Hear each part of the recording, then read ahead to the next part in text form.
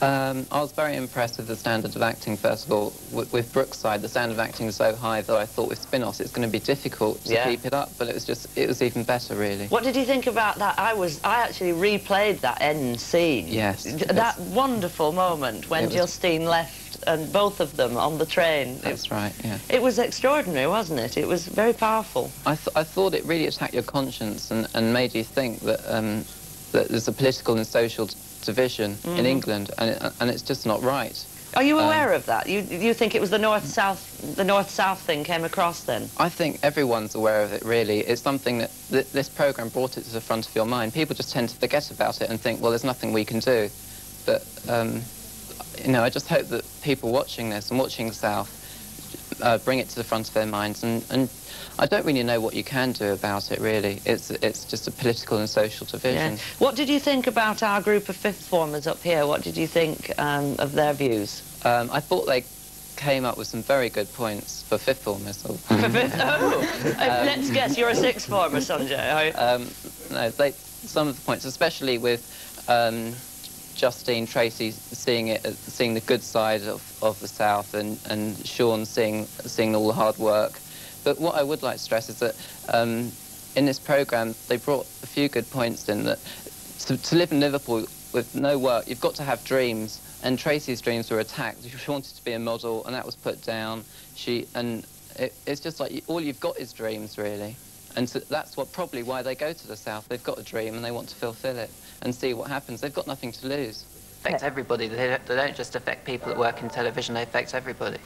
Well, they were the brainchild of Sunjay Kakar, and he joins me now. Sunjay, welcome to the programme. First of all, what sort of decisions are we talking about here? It could be any decision, and the crucial point to make is it may not seem like a big decision or an important decision. It could be something that seems so small to you that it's the thought process behind the decision and the reason why you made the decision. And we want any decision, anyone that thinks of any decision that they made, it doesn't matter how small it seems, they should still enter. We don't want people to be put off because they might feel that the decision that they made isn't really that big. It doesn't matter. It's the whole point is that we want people to think about decisions, and it could be that a small decision that may not seem important is the best decision of all. Because a decision might have a far-reaching effect. You may decide to go to a chip shop one afternoon, walk into that chip shop, meet the person of your dreams, settle down, and the whole of your life changes because you wanted some mushy peas. Do you really think I have fish and chips every night? No comment. Would a decision like that hold? What we'd do is we'd look at, I mean, it's a very interesting question. I suppose what we'd look at is the thought process behind it. I mean, and how it compares to other decisions.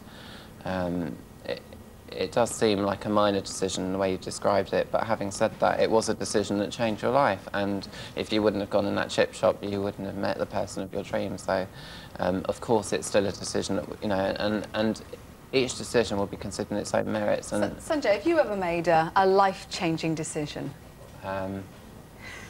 I'm still making them, and I think maybe I think I was just scared of making decisions, really, and I think that's true as well, that people are scared of making decisions. In case you get it, you know, in case you get something wrong, in inverted commas. There are no wrong answers. I think the older you get, perhaps the more you realise that. There's all this advice saying you'll never make the wrong decision because you'll learn from the wrong ones, but it's not as easy as that. And decision making is a really complex process for some people. Do you think it's easier to make an important decision when you're young because you're not so afraid of the consequences? I know sort of at our age, Katie, well, my age, decisions are really... Speak for yourself, love.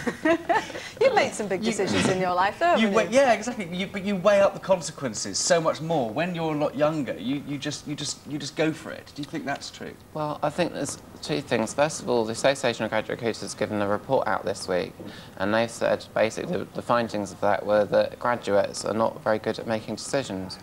And the other point is that we make our decisions based on age and experience. There was a judge who said that young people shouldn't be on juries because they can't make decisions about somebody else's life.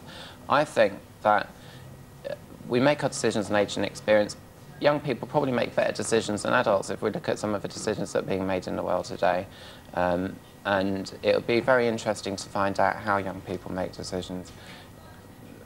I think they're probably more aware of the consequences than we realise. There don't seem to be many children in the play area today, so there's only one place where they're going to be, and we're going there to find out.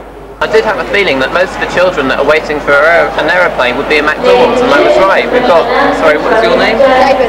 We've got David here, and you're from? Melbourne. Melbourne. So we've got an Australian child, and where are you flying to? Los Angeles. You're going to an Australian child flying to America.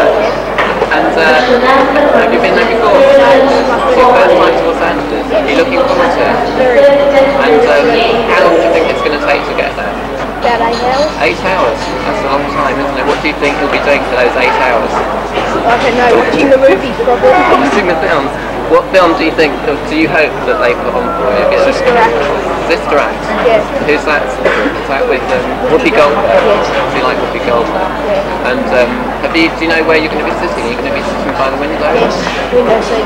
So what do you hope you'll see? I mean, when you're taking off, you're looking forward to that, or do you prefer the landing? Oh, I don't really like either. He doesn't like taking off or landing.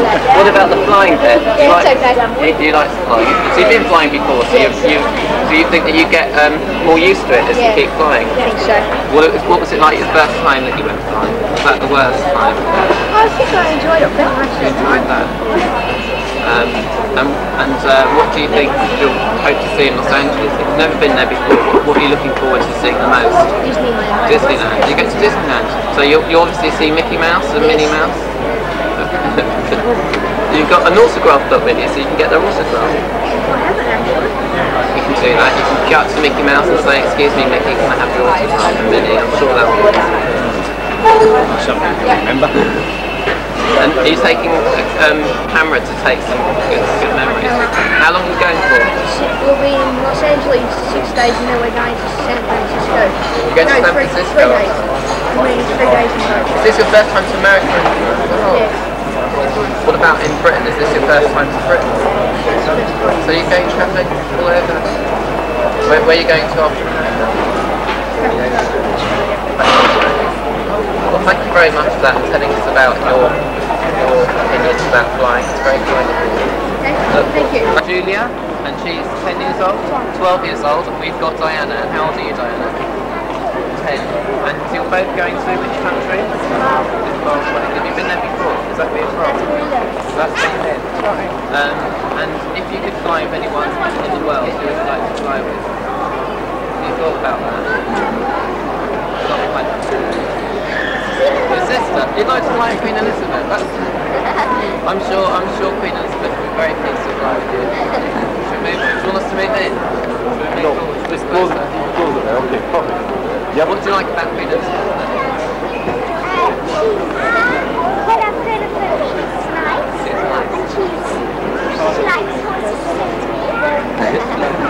And if you were sitting with Queen Elizabeth, where would you sit? Would you like to sit next to the window, or would you want to sit in the front of the plane or the back of the plane? Have you ever thought about whether you like taking off or landing? Which do you prefer? You don't like any? What do you do? You like taking off? What about actual flying itself?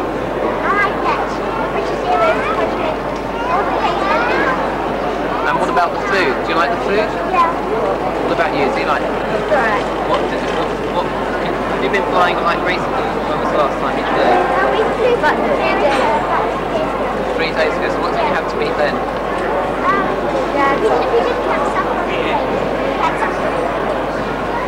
That's great.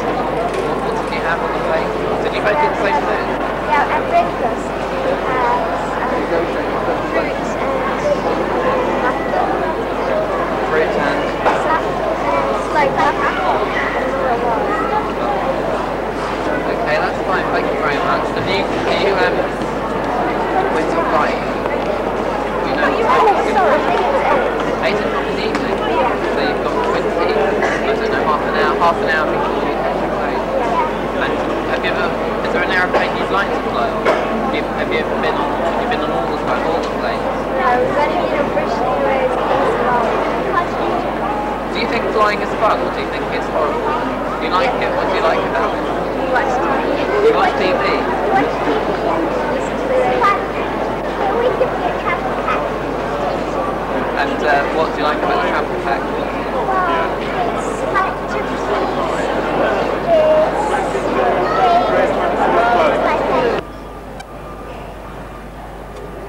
got someone else here that's been flying before. Her name's Julie. How old are you, Julie? 10. You're 10. And where did you go flying to? I've been to lots of places. I've been to South Africa. You've been to South Africa? Bahrain. Bahrain. Where's Bahrain? Middle East. Middle East. Been to Spain. Spain. And America. God, you've been lots of countries, haven't you? Do you like flying then? Do you think it's fun? Yeah. What do you like about it? When you go flying, do you go with your mum or your dad or you alone? Have you been flying alone? Yeah. What's it like flying alone? It's quite nice. The stewardesses help you. Stewardesses help you. How do they help you? They come up to you and they offer you drinks and sweets. What sweets do you like? I like mints. You like mints? Are they very minty? And we've got Amy, and she's 12, and she's been flying before, haven't you, Amy? Where did you go to? Portugal. Portugal. Did you enjoy it? Yeah. What did you like about the flying? I like the food. You like the food? What did you have to eat? Can you remember? Sweets. Sweets, lots of sweets.